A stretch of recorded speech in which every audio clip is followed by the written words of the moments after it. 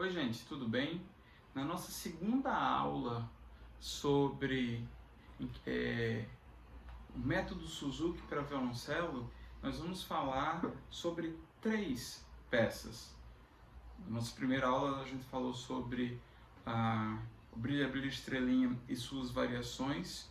Hoje a gente vai falar da música número 2, que é o French Folk Song, a número 3, que é o Let It Roll, e a número 4, que é Song of the Wind. Por que eu agrupei essas 3 músicas?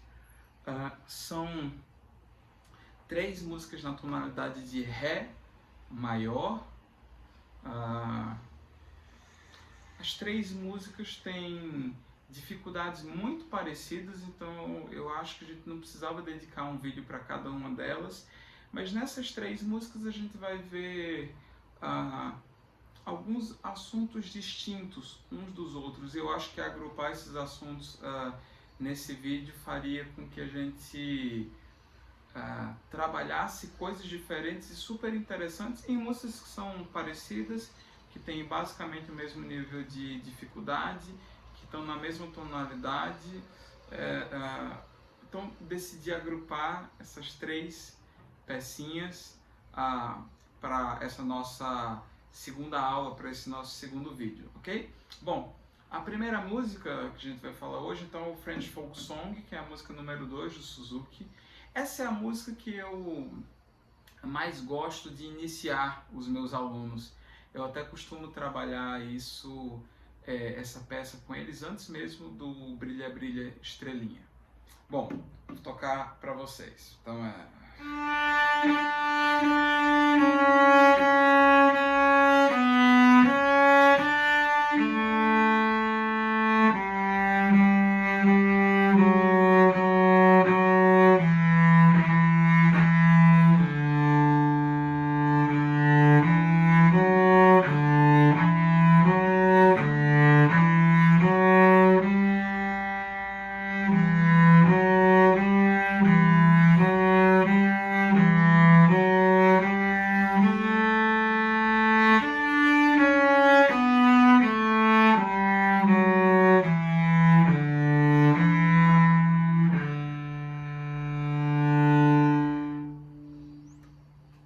bonitinha essa música, né? Então, a primeira coisa que eu gosto de trabalhar com os meus alunos nessa música é justamente a questão do arco, quantidade de arco que a gente vai usar, como deve ser o meu som nessa música, é conectado, não é? Eu preciso juntar o som de uma nota com a próxima, como é que eu faço isso? Como que eu faço em relação às trocas de corda? Então, eu queria queria deixar muito claro essas coisas para vocês. Bom, um pouco do que eu falei no tema do Brilha Brilha Estrelinha, acho que aqui o nosso som ele precisa ser muito generoso. A gente não pode usar pouquinho arco. Muito pelo contrário, eu acho que aqui o som ele é grande, generoso,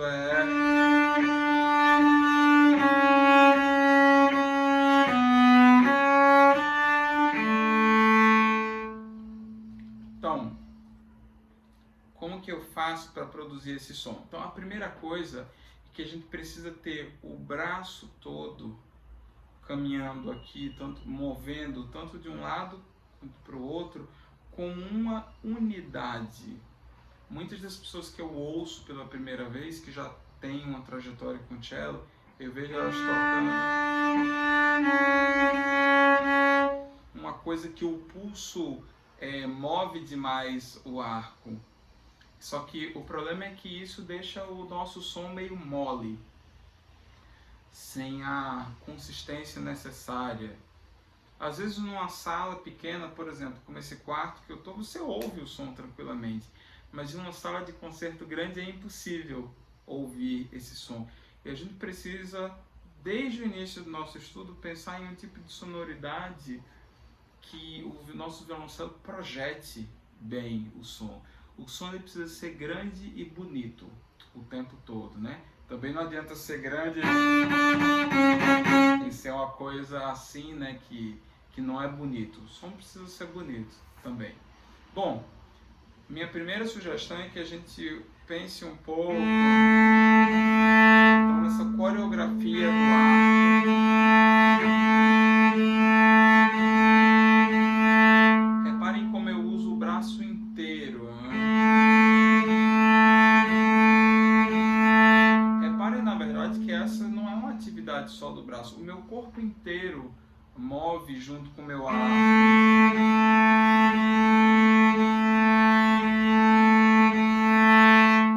Isso deixa o som grande, né, consistente. A outra coisa nessa música, em termos de arco, que eu acho que a gente precisa se preocupar, é de como conseguir conectar o som. Bom, eu preciso que o meu som seja grande, mas eu não quero que ao final de cada arcada eu pare o meu arco. Então é importante que eu tenha um olhar especial para as mudanças de direção no arco, que elas sejam feitas de uma forma suave. E aí por isso que eu falo sempre, meus alunos já cansaram de ouvir isso, que o braço ele conduz o meu arco o tempo todo. E os meus dedos, eles são responsáveis por suavizar as mudanças de direção no arco. Isso vai fazer com que a gente tenha um som grande, consistente e conectado, né?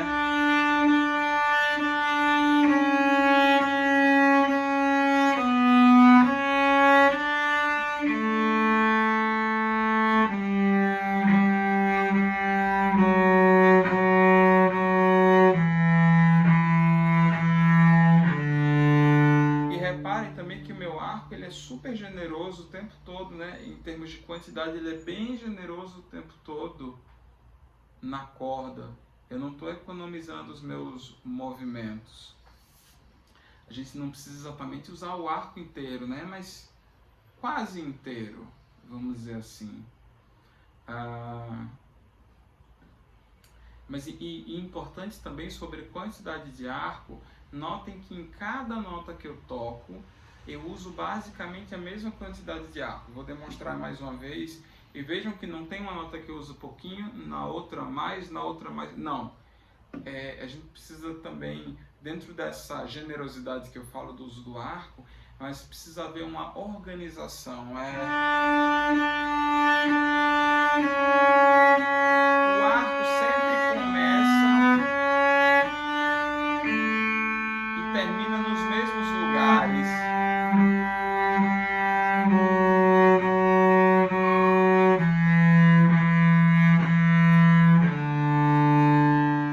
Ok? Então essa é uma outra coisa importante para você observar no seu estudo dessa música. Outro assunto interessante aqui, acontece poucas vezes, mas é um assunto interessante também de abordar, quando eu tenho mudança de corda, né?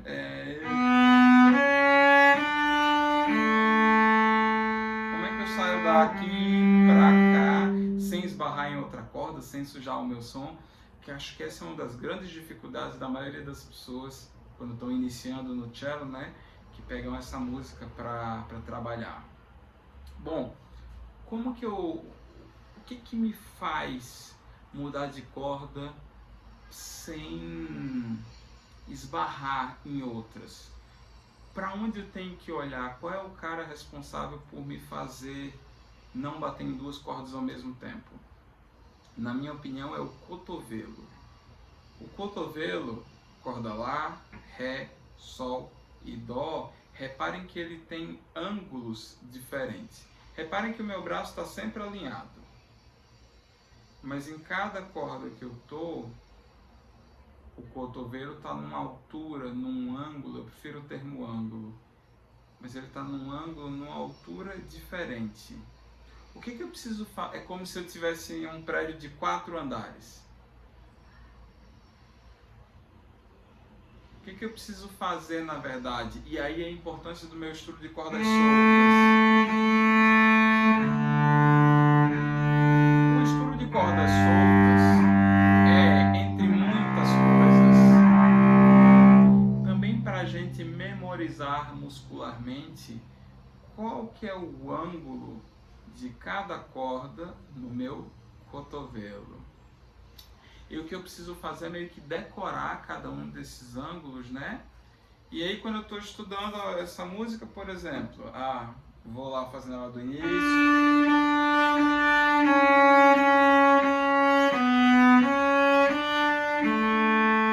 Aqui para, traz o cotovelo para o ângulo da segunda corda, certifique-se de que você está nele e aí continua. Ó, não bati.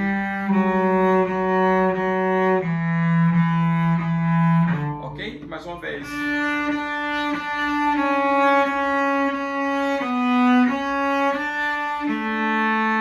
Parei. Venho aqui para o meu segundo andar e toco. E aí, conforme você vai ficando confortável com isso, você vai precisar cada vez menos dessa parada, ao ponto que você vai conseguir tocar e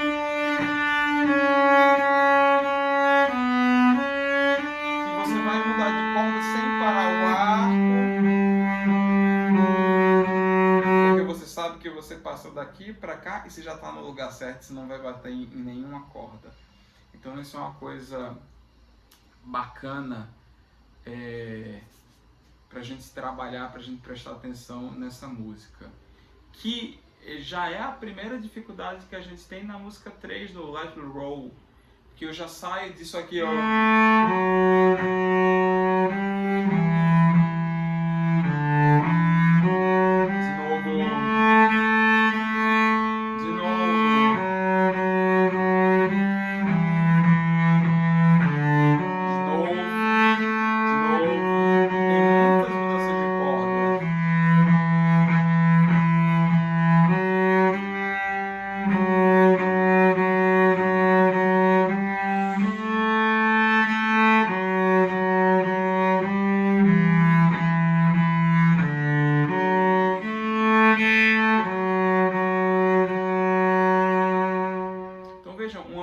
Simples, tão simples quanto a French Folk Song, nada praticamente de diferente de uma música para outra, em termos de dificuldades, mas acho que a maior dificuldade que se apresenta nessa música em relação ao French Folk Song, a música número 2, é justamente que a gente já tem bem mais trocas de corda, e na música 4, essa dificuldade vai se tornar ainda maior.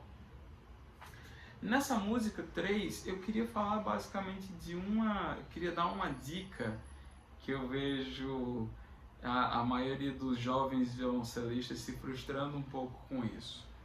Aqui a gente vai ter em vários momentos nessa música a saída da primeira corda, e aí a vinda para a segunda corda já com o terceiro dedo, né? E aí, o que eu faço? Eu deixo a mão lá em cima, eu já deixo aqui preparado, o que eu faço? Eu falo para todos os meus alunos já deixarem a mão preparada para tocar. A gente vai usar muito no violoncelo a corda solta como um momento para a gente já preparar a mão esquerda para tocar a próxima nota, para a gente não chegar nela muito em cima da hora e numa coisa lenta não vai ter tanto problema, mas vamos supor que não dá para ficar fazendo numa coisa muito rápida, é impossível, né? Não tenho coordenação motora suficiente para fazer com que o dedo caia aqui sempre junto com o arco. Então, ao invés disso, eu já deixo minha mão pronta.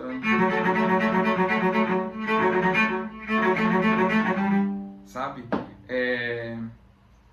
Mas, cuidado para você não deixar a mão deitada demais, que aí ela bate na corda lá enquanto você está tocando nela.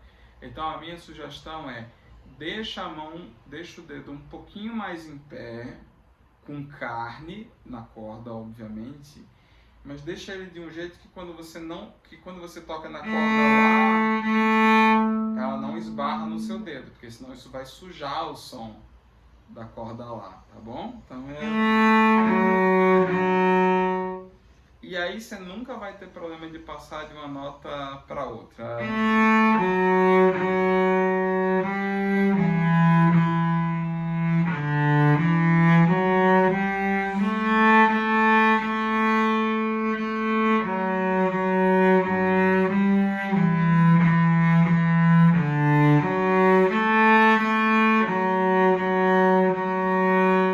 Percebam que o arco canta o tempo todo como na música 2, ou seja, o que a gente falou em relação ao arco, da generosidade, de usar o braço inteiro, de conectar os movimentos de um arco para o outro, é um Ctrl+C, Ctrl+V aqui. Então, copia e cola, literalmente, são os mesmos assuntos. Na terceira linha, no compasso 9, a gente tem uma sequência de notas repetidas.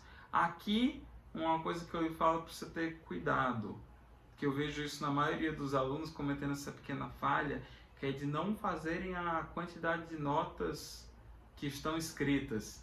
Normalmente as pessoas fazem um pouquinho a menos. E são essa nota Mi, primeiro dedo, repete-se 5 vezes. Depois, no outro pedaço de frase, o Fá sustenido se repete 5 vezes.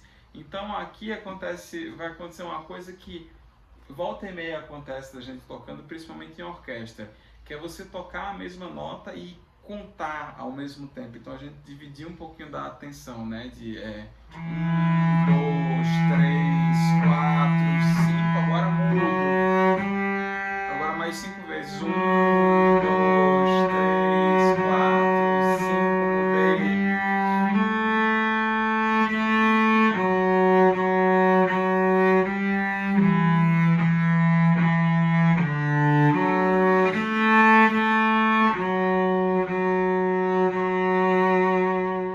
Ok? E aí a gente resolve muito tranquilamente essa música.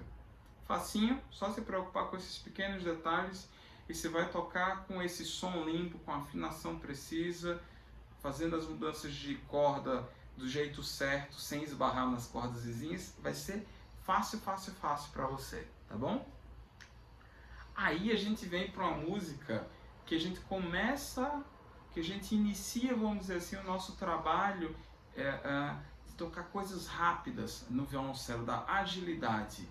E aqui um pequeno parênteses, porque tocar coisas lentas e tocar coisas rápidas no violoncelo nos exige capacidades mecânicas diferentes. Nos exige reações mecânicas, melhor dizendo, diferentes, tá bom? Bom, tem aqui o Song of the Wind, que é a música número 4 do Suzuki, que é...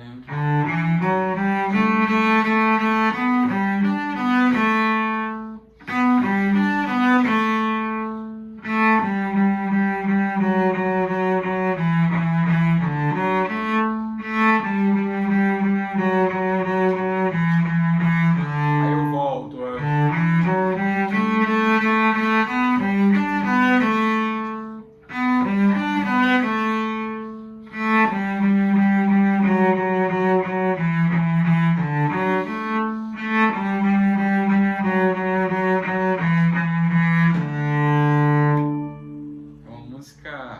engraçada, bonitinha.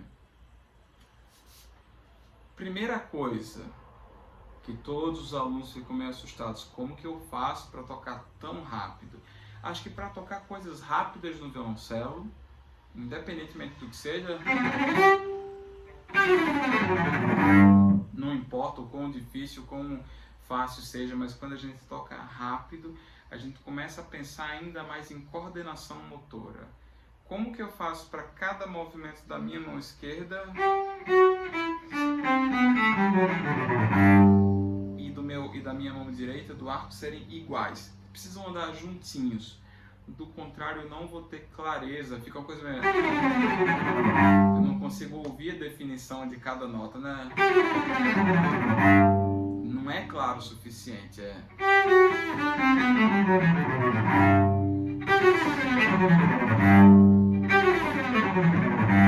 Só consigo deixar claro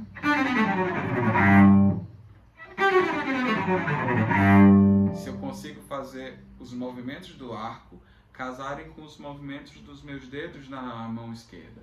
Então essa é a primeira coisa para a gente observar nessa música. Se os movimentos dos meus dedos, se cada dedo cai junto com a mudança de direção do arco. Então a primeira coisa que eu vou prestar atenção é...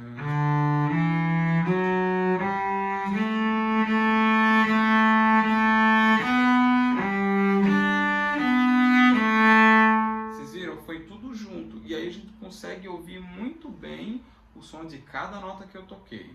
Agora vamos supor que eu tocasse...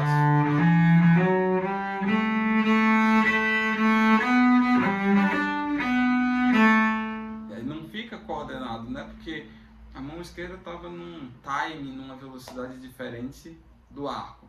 Então é importante a sincronia dos movimentos das duas mãos. Acho que esse é o assunto principal de quando a gente toca coisas rápidas, ok? Nessa música a gente vai ter várias mudanças de corda, né? Primeira, essa é chata, porque tem mudança de corda no arco, a mão esquerda também muda e é rápido. Como que eu resolvo isso? Bom, eu sempre falo para os meus alunos isolarem esse lugar. Primeira coisa que eu faria, eu aprenderia a coreografia do arco. Então eu saio daqui, Si, Sol, Ré, Si, Lá. Lembra daquela história de descer aqui o elevador, né? Vir com o cotovelo para o ângulo da corda Ré, depois voltar para a corda Lá. Então, na verdade, isso é mais simples do que a gente imagina. Desci, voltei.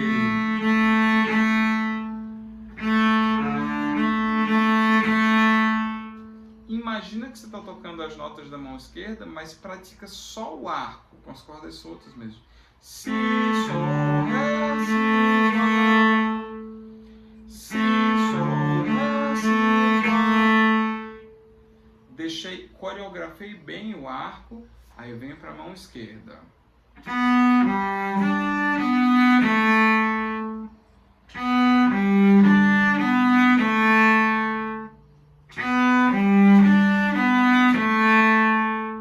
Ok? E isso já deixa muito mais claro.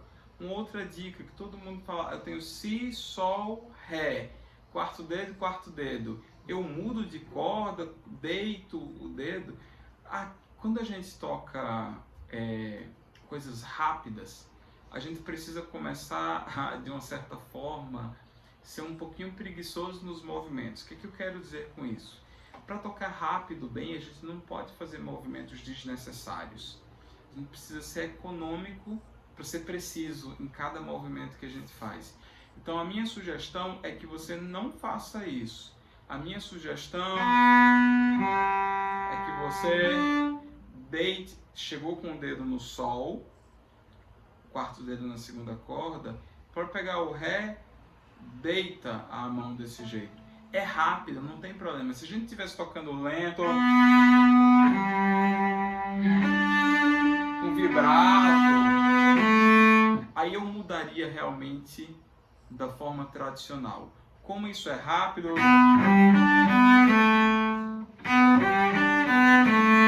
não dá para...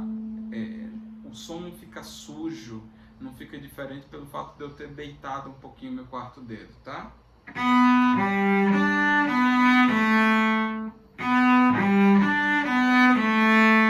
Ok? E depois é bem tranquilo.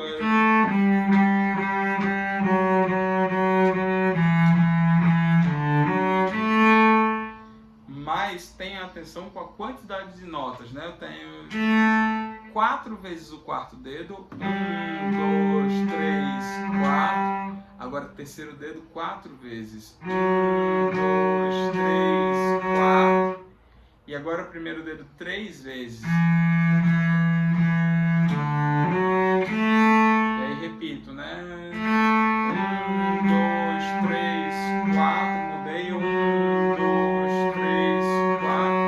agora 3 vezes. 1, 2, 3 e acaba a música. E aí, obviamente, você vai, quando você inicia o estudo de uma música que trabalha um pouco mais com agilidade, aí você começa lento, vá na velocidade que é possível para você tocar. Não tenha pressa, seja calmo no estudo. Ah, só consigo assim por enquanto, não tem problema. Respeite o processo. E depois, quando você tiver super fluente no seu jeito de tocar, você vai tocar ela.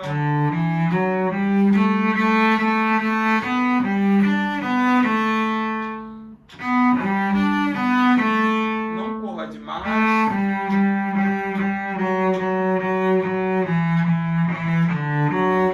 Retomei.